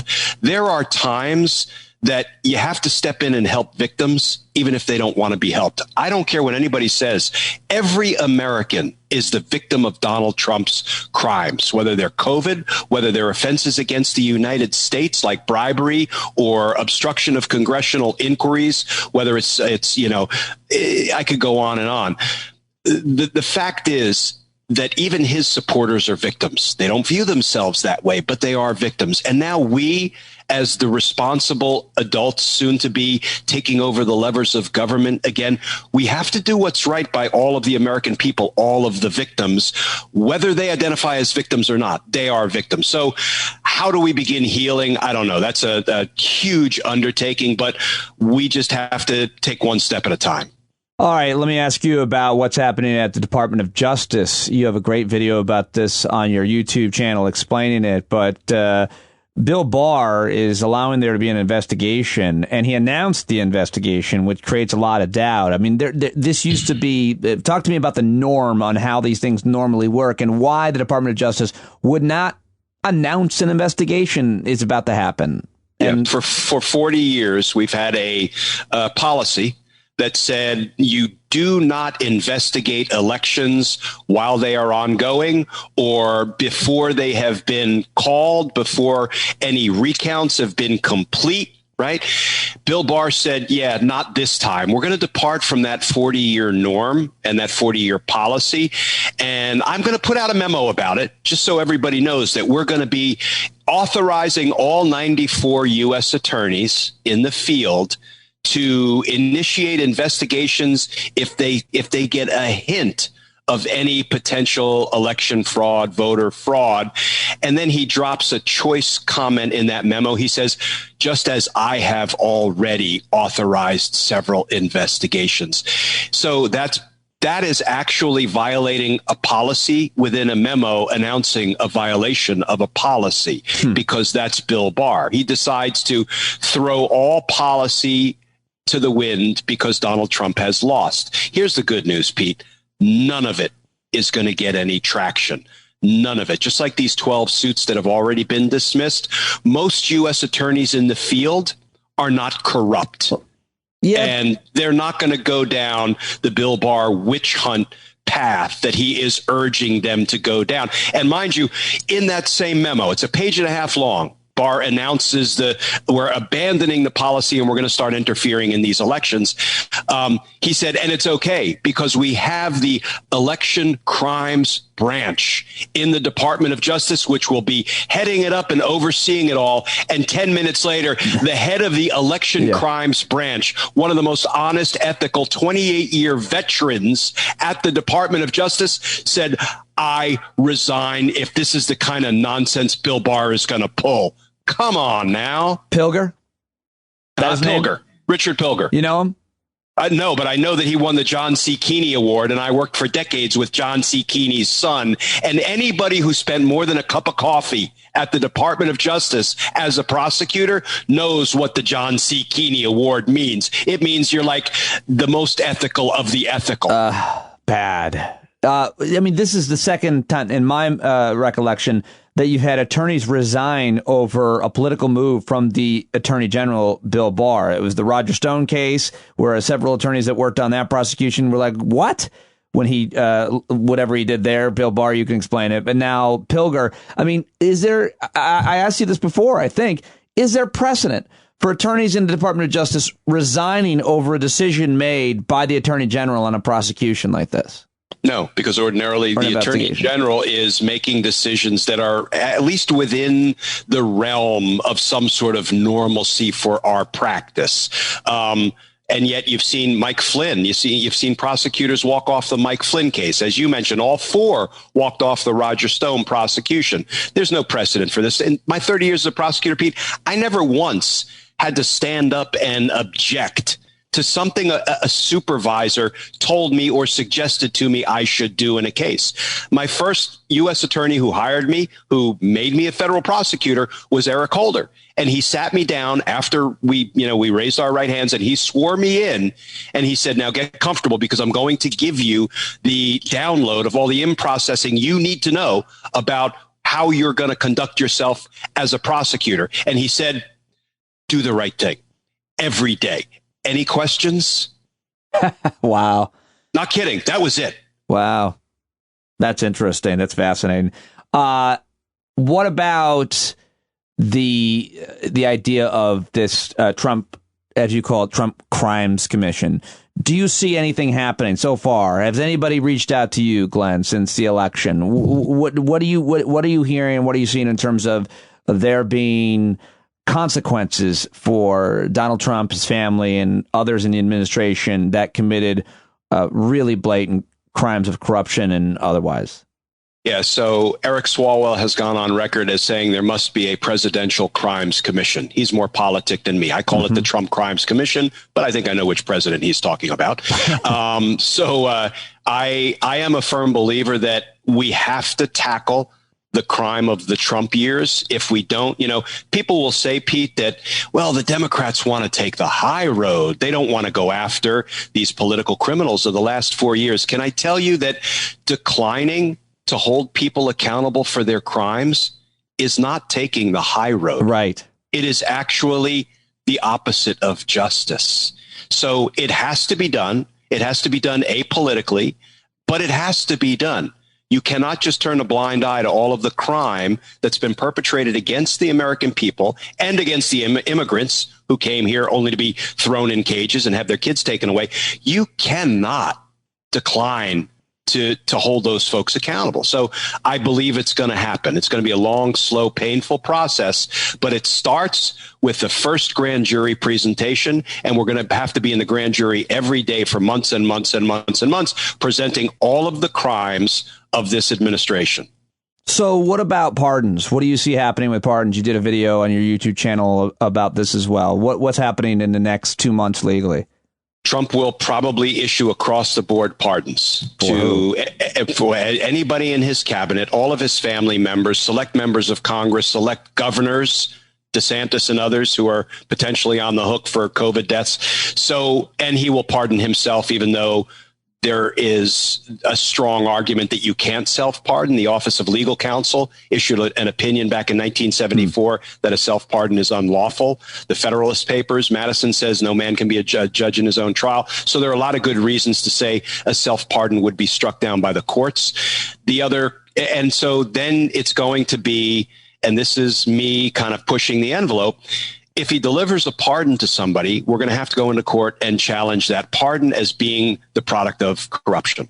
Just like he corruptly commuted Roger Stone's sentence as what is actually part of a conspiracy to obstruct justice, we're going to need to revisit that, and there are ways to do it.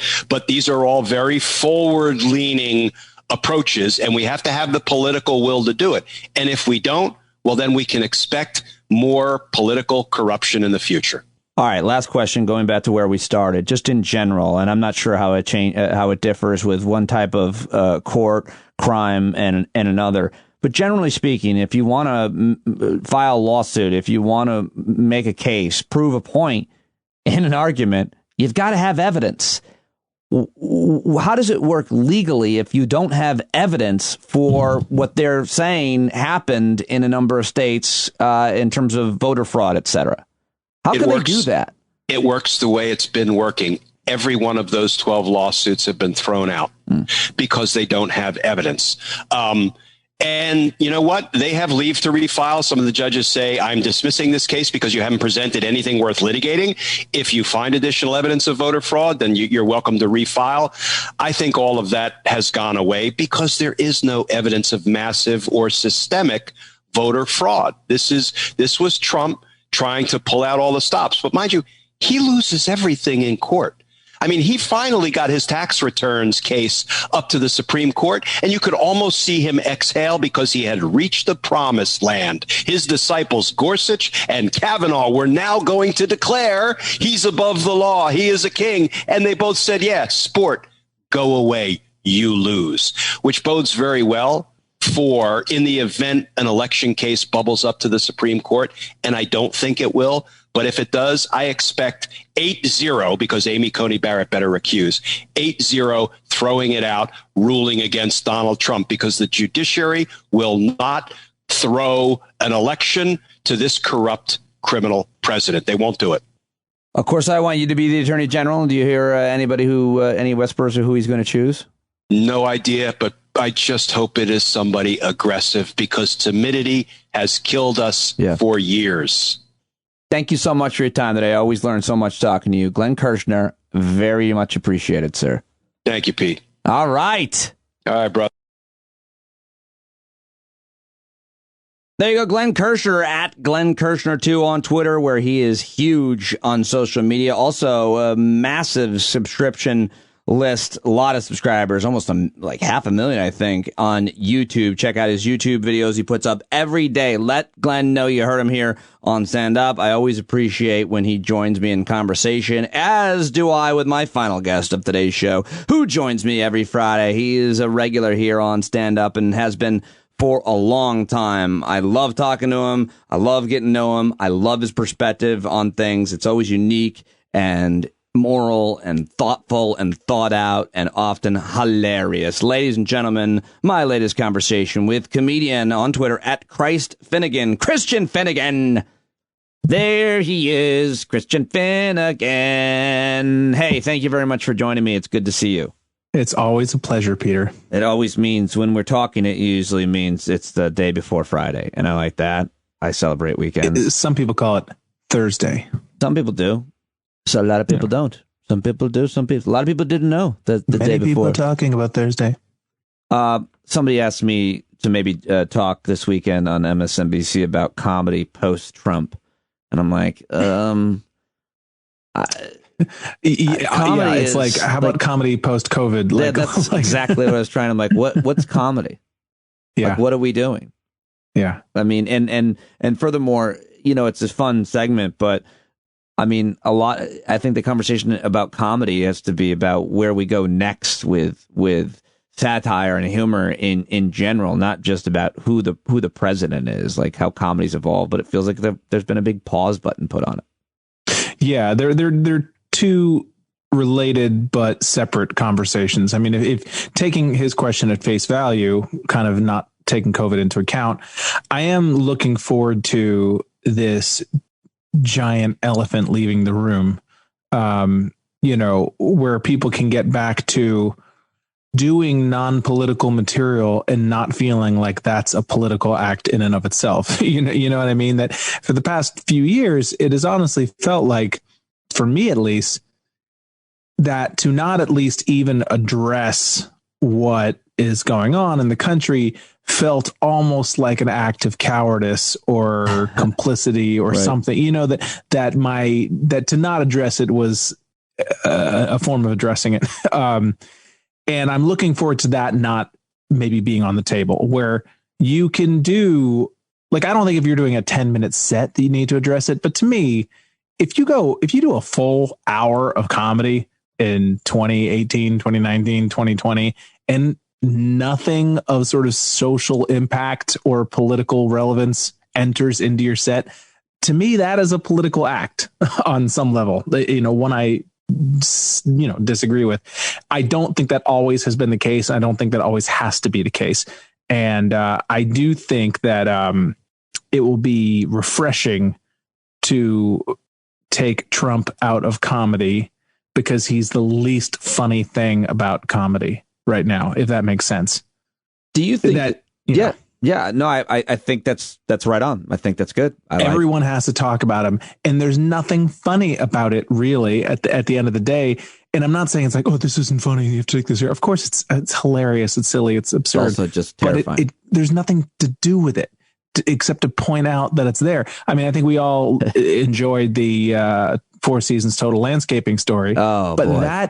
There's nothing to joke about there. It's just literally saying, did you hear about this thing that happened? And the jokes are all written right by reality.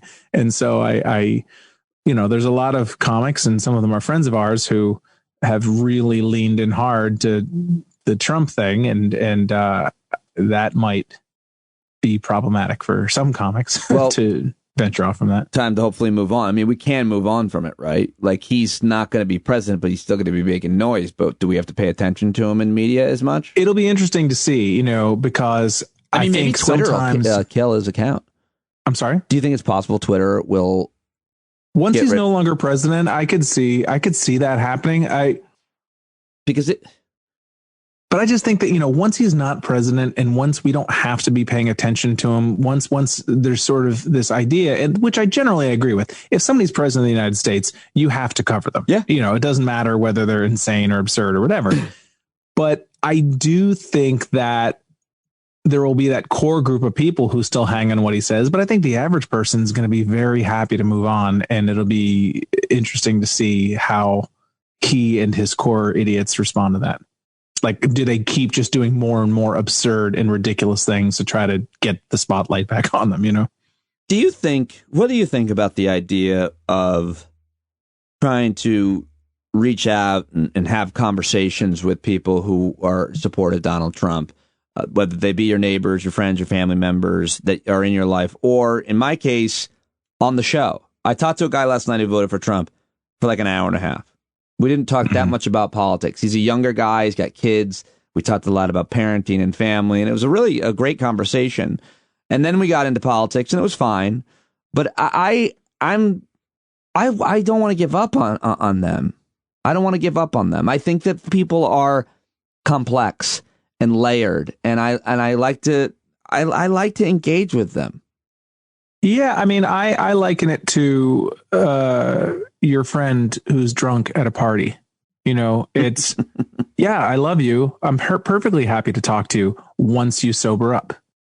Once you sober up and know you can't drive anymore. I'm taking the keys, and that doesn't mean that I can't have something to do with you in the future. And it doesn't mean that I am ignoring your worth as a human being. It just means you're fucking drunk. And I'm not going to talk to you until you're not drunk anymore. You're drunk on hatred. You're drunk on sort of righteous rage, all those things. And I think it's perfectly understandable and necessary even to speak to the people in your life who are Trump supporters, relatives, close friends, potentially coworkers, if you have that kind of relationship. But I hate the idea that it's always put on Democrats and liberals to bridge this divide. Always. When Trump won, it's, liberals, you don't know what country you're living in. We got to reach out and understand these people in, the Pennsylvania diners. And then when Democrats win, it's, we got to reach out to these people who feel angry. No one ever has asked Trump supporters to, hey, you know what, Trump supporter, why don't you drive into downtown Philadelphia or Detroit or Queens or whatever and really meet some of these people and get to know them and see what their problems are. No one ever asks them of that. Asks that of them. And it's, it gets a little boring to me. And I think it's because a lot of the people in the media are sort of self-hating liberals and, they're centrists by nature, but they certainly interact with liberals more on a regular basis and in their personal lives. They live in metropolitan areas. They're sophisticated. They go to Broadway shows. They, you know what I mean? They know who won the Pulitzer that year. They run in sort of quote unquote elite circles, and they're ashamed of that. And they understand that blinkers them somewhat. And so all they do constantly is lean into the fact of, we have to reach out to people that aren't like us. What they're really saying is, I need to reach out to people who aren't like me, but they project it onto liberals writ large, as if none of us have any interaction with Republicans and conservatives. And I would say to these people, I'm glad that you had a great conversation with this dude last night. There's not that many Trump supporters who are willing to have those conversations. I mean, I don't mean to base everything on, social media videos, but I'm supposed to have a conversation with the lady who's throwing masks around at Target. I'm supposed to have, a nuanced conversation. Dude, that's a lot of them though. Yeah, no, that is a substantial number of them. I feel like some people are a lot. I don't know if it's a lot of people, but some people are reachable. I've talked to, in the last few months, I reached out to a couple Trump supporters, people I tangled with on Twitter. And two of these guys, the first guy was seemingly well-intentioned, but absolutely crazy. The second guy was mean and crazy. And the guy I spoke to last night has been listening to me for a long time, so he knows me. It wasn't just like a random Twitter interaction. and likes me, and I didn't know him. So we had this conversation, which couched in him already liking me, even though he disagreed with my politics. You weren't just some random libtard, right, and off the street. So there was a thoughtful conversation, I think, because of that. So it's not a lot of them, maybe it's not most of them, but I feel like the folks just to try to find common ground with somebody on other issues. I don't know, man. Some part of me feels like a lot of these people, what they really understand is power. And but like I'm trying to control, and I think there need to be consequences. And I'm not saying consequences, these people should never be hired for a job or whatever. But if we apologize every time that we win, quote unquote, and I hate the term winning when it comes to politics, when we come out on top electorally, if Democrats immediately fall into an apologetic crouch, it girds the notion that there is no such thing as a legitimate Democratic win. Do you know what I mean? If every time the Democrats win, we're like bending over backwards, like, hey, we know you hate us. Like, what can we do to please you? And we're not going to pursue any of the philosophies of our base. We don't care about our base. We only care about the Joe Manchins, and those people in the middle. If we constantly apologize for what we proclaim that our values are, it reinforces the idea that our values aren't legitimate and that we don't actually believe in them. It's a really interesting way of thinking about it, and I'm going to name this segment Apologetic Crouch, but that I do with Trump supporters. But I'm specifically talking about trying to get to trying to understand. I'm genuinely curious. I don't know if it makes any difference, but I'm genuinely curious about a baseline agreement on something like decency or something like cheating, and pointing out how horrible, Donald Trump is, and say, how would you feel if someone did the things he's doing to you, to your family member, talking about cheating and defrauding people, and trying to engage them on a level of how do you define decency? What is your sense of morality? How do you treat people that you don't know, not just people that you do know? How do you think about them? Like, what do you think about trying to find common ground on certain moral ideas? Well, I think I may have said this to you when we were talking about this last week, but I have this philosophy. Did I talk with you about this last week? Well, not, but I might, what I'm about to say, I think I may have said last week. And so I apologize if I'm being redundant, but I think of justice as being what love looks like when you apply it to people that you don't know. And that sometimes looks like tough love. And I don't mean tough love as in like we're the father and they're the child or anything like that. But if you truly love someone and they're acting in a way that bothers you, there has to be some sort of consequence to that, even if the consequence is that I'm not going to talk to you anymore. But they will keep, and I don't mean to say they, but there is a large undercurrent of the conservative movement in this country right now that has sort of learned that if they just are if they act in bad faith consistently enough, that eventually Democrats will fold and look at what they want. That's what's undergirding this entire, protest of the election results. Is like it's never not worked before. It worked with Merrick Garland. Like, let's just keep being full of shit, and eventually Democrats will get tired and we'll get what we want. And I think that it's important to not give in and to not just immediately beg for them to accept that we're valid and that we're I agree with you. A majority of the country. I think you're making great points, and I agree with you. But let me just try it one more time by saying it's not like I'm trying to I'm still interested in trying to understand. I'm very confused by how someone can look at Donald Trump and then vote for him. I am too, but and so I'm curious about it. Well, I don't trust that the people who support Trump are truly honest with why they actually support him. I don't think that they're truly honest to themselves. I think that a lot of it is motivated by, as we've discussed in the past, the defense of a certain worldview in social hierarchy, and that Trump, personifies that most people, whoever the president is, does not factor into their day-to-day life. They look at the president primarily as a totem, as a national mascot, as a figurehead. Except for when he's inserting him into your life every day, all day. Like, but even that's a figurehead. It's like he's pissing off the people I want pissed off.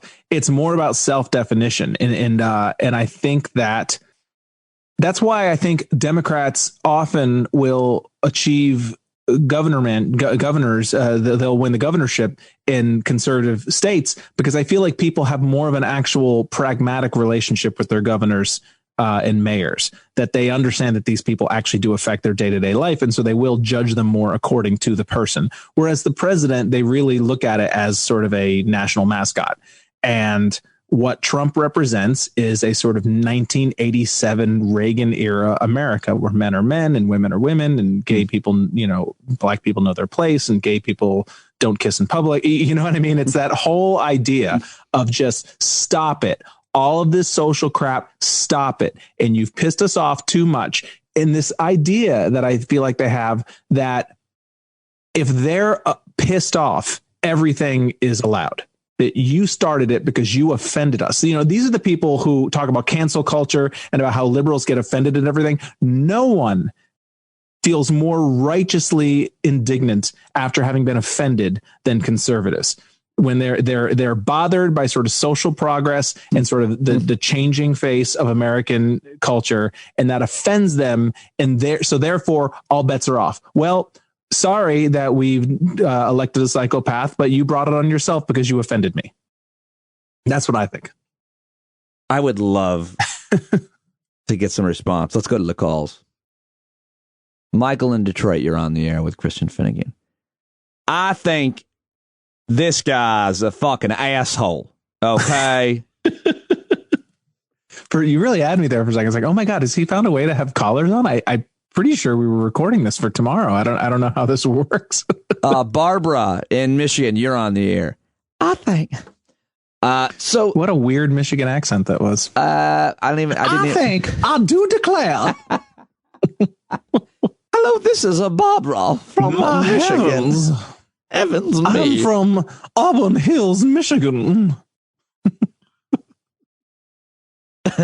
Okay, so how are you dealing with thinking about, like, seasonal depression is a real thing. It doesn't get me the way it gets my wife. It gets me a little bit, but we're headed into the darkest day of the year, December 21st, and that gets people. It really can depress people. There's a spectrum, but you brace for that. But now we're bracing for the worst of COVID and the mental and emotional exhaustion of thinking about it and living this way is only, I guess, countered by a little light at the end of the tunnel that may be a vaccine. But that doesn't mean we don't have to get through the next few months at least. Your wife owns a business in Queens. How does it make it through this time? How does any business make it through this time if no new money is coming? And more importantly, how do people not die? Like, how are we going to get through this winter, Christian?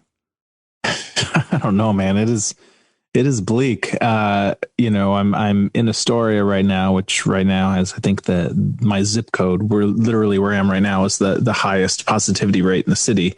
And so I'm not going to be doing a lot of interaction while I'm here in town.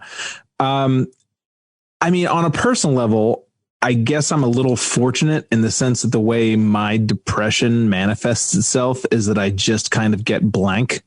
Like, I don't really I'm not pulling out my hair and crying to the heavens. I just kind of get, sort of very flat emotionally and pretty blank and pretty isolated.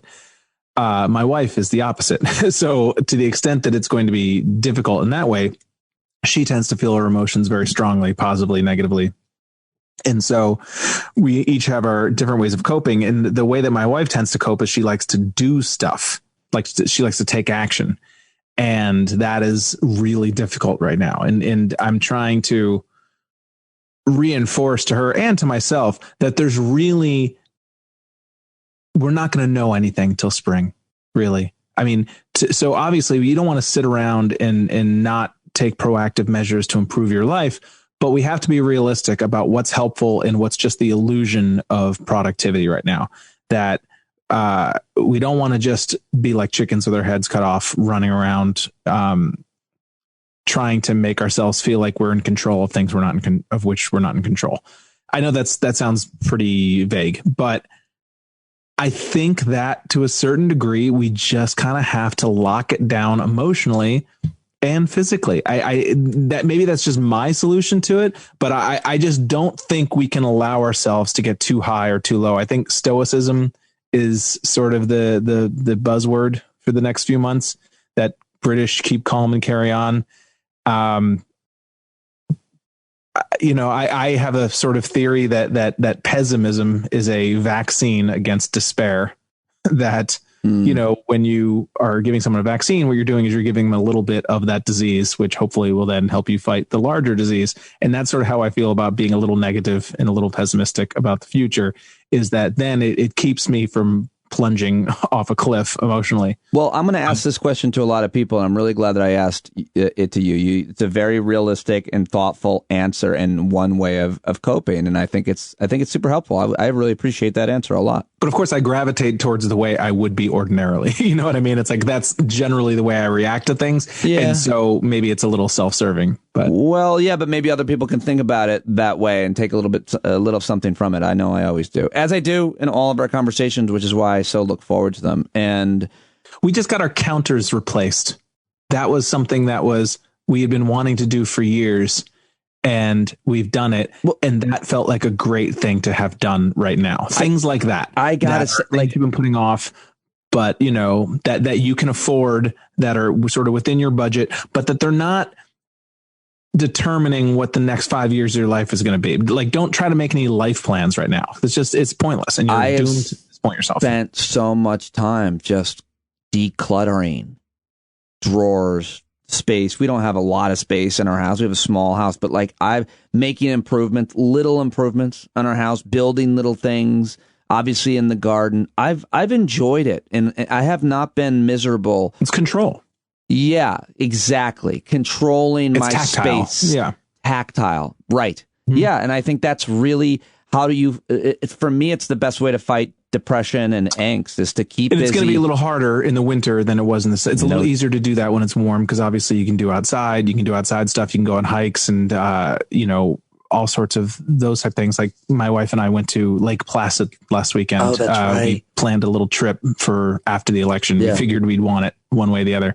And that was excellent. When all those stressful, Arizona numbers were coming in and Georgia numbers are coming in, like to be able to be up in the mountains was, a good thing to do. It's a little harder to do in the winter, but if you wanted to write a book, now is probably the time. I mean, that's what I'll do. Puzzles, paint, do shit like that, man. Because I have the feeling it's going to be a pretty fugly few months. Get a project, set yourself up. It's great advice.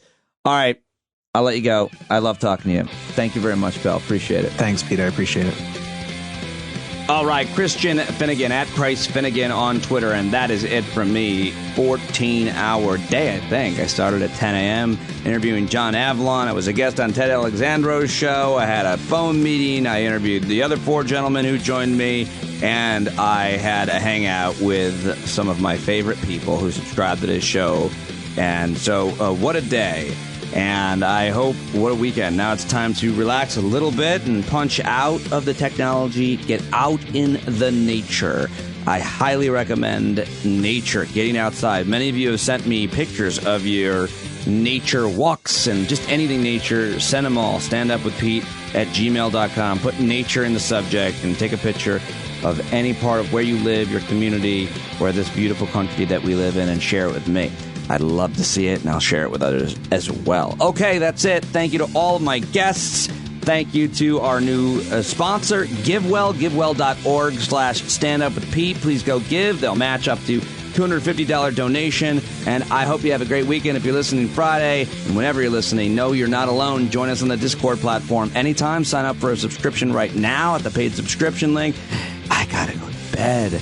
I love you guys. You're not alone. Talk to you Monday.